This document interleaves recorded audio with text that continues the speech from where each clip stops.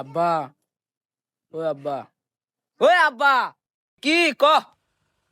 আমার না আগাইছে। এই আপনার ছেলেগুলো কি বলে? কোথায় কি বলতে হয় এটা জানেন আপনার ছেলে?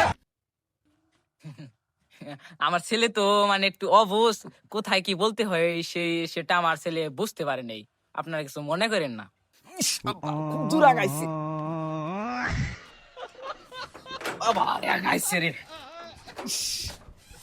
তা বিআই সাহেব, আমার ছেলে কি কি আপনার পছন্দ হয়েছে, মানে আপনার মেয়ের?